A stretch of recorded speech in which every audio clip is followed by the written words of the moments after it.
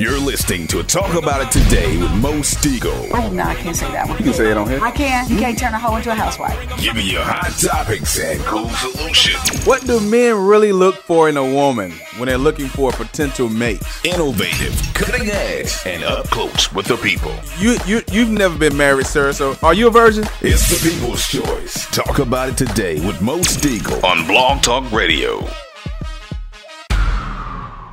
Now let's talk about it. Lights, camera, action. Front page headline. I'm ready for my close-up. Ladies and gentlemen, most of you remember him. He made his debut on the scene as a personal assistant to Sean P. Diddy Combs, and now he has transitioned, has his own reality TV show entitled Gents, written a phenomenal bestseller called Advance Your Swagger, and he's in the studio with us today. Ladies and gentlemen, welcome to the show, Mr. Bentley. What's happening?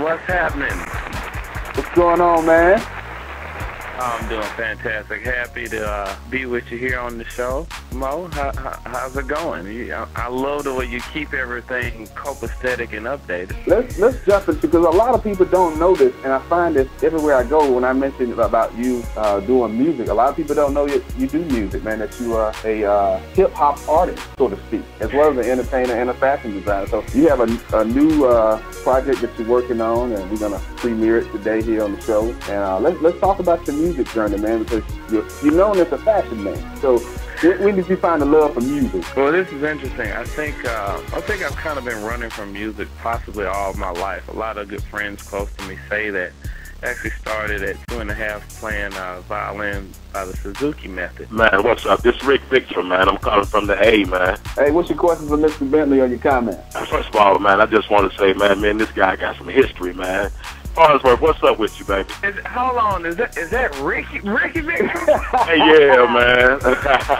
What's up with you, man? Man, I am so blessed, man. I definitely need to get your contact when we get off of here. I know I just spoke you into existence. I was just in the A at Ben Hill Day. Rick Victrum and I. And I forget about that part of my musical story, actually. I'm so glad you jumped on. Rick Victor and I were in the Atlanta Boy Choir. Yeah, that's what's up. What age is that? Is that middle school again? Yeah, that's middle school, elementary school, some high school. Yeah, exactly. But Rick was were you a tenor or alto? I was alto. Yeah. Yeah, that's right.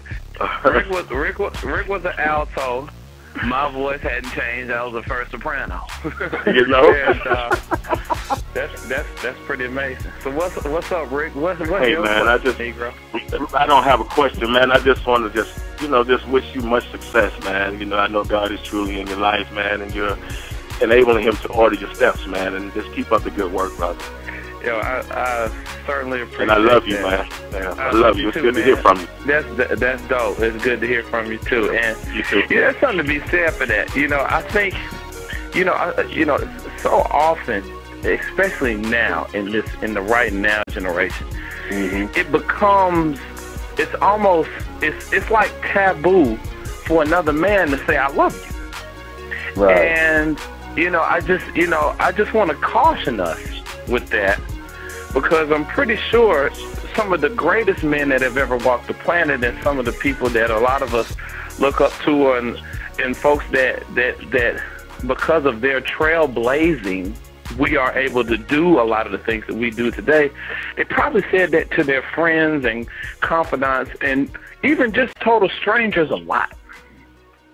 Right. And there's something to be said for that. You know what I mean? I think, I think that we've got this quote unquote no homo culture going around, where people say no homo. Yeah, that's what's up.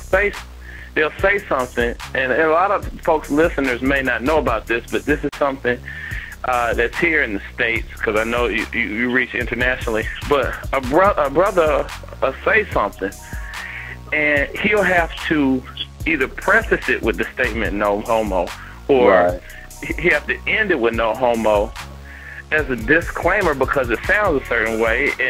And the thing is, it ultimately, I think it says a lot more about a man's insecurity.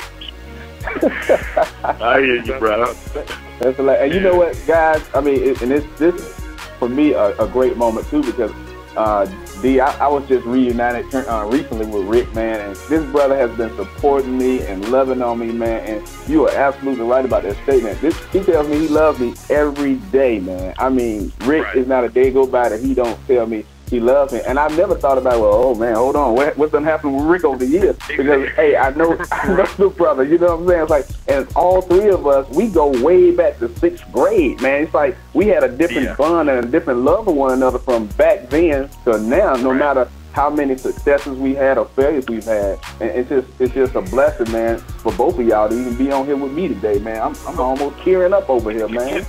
Can I say something? Can I intervene here for a minute? It's like, man, when you are a child, you do childish things, but when you become a man, when you grow up, you put away those childish things, man. And I think, just looking back over my life, man, and there could have been so many other things that I could have done, but by God ordering my steps, man, I'm just grateful for life, man. I got a beautiful family, man, and I'm hooking up with old friends, man, and I see that they're, having much success in their lives, man, and it's just a beautiful thing, man. And I just really, ain't nothing funny. I don't have to put that on the end, but when you look back on it, man, you're just grateful, and I'm so grateful, man. I really am, and you guys continue to be blessed, man, and I really, truly do love you. Real talk. Question for me: what impact would saying I love you to another man have on a young man who never experienced such words from a man, or even what love feels like from another man? Ultimately, the reason that this has become so dominant in the culture is because there's so many fathers that aren't there. I can speak specifically to the African American race. Literally 70% of every child born does not have a father in the home. And across the status quo is at 40%. This is unprecedented. And so what happens is, the reality is, a lot of these kids don't know true love. And when you don't understand, true love, then a lot of times you do other things to try to get love.